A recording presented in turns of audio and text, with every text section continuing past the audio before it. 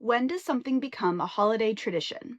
After 7 different versions of the Christmas horror movie Silent Night, Deadly Night, based on the 1984 original, I'd say films featuring slasher Santas have earned their place in the Christmas media canon.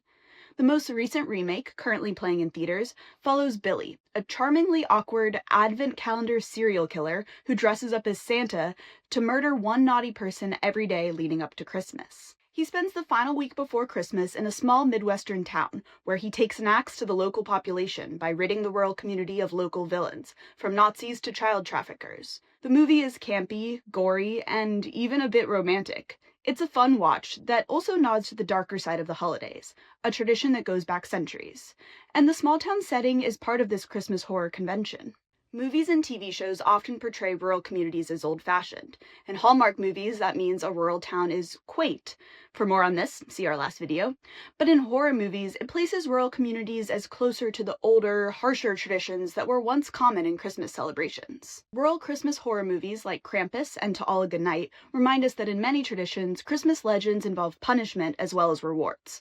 Aren't children warned that Santa's constant observation, which these days is aided by paranoia-inducing toys like Elf on the Shelf, means that he knows who's been bad and who has been good? But even before the rise of the Christmas surveillance state, holiday traditions were inextricably linked with sin.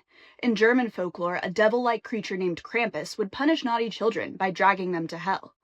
But in England, sinning took on a more festive tone. For centuries, the crown appointed a Lord of Misrule, who led drunken Christmas revelries that inverted Britain's strict social order.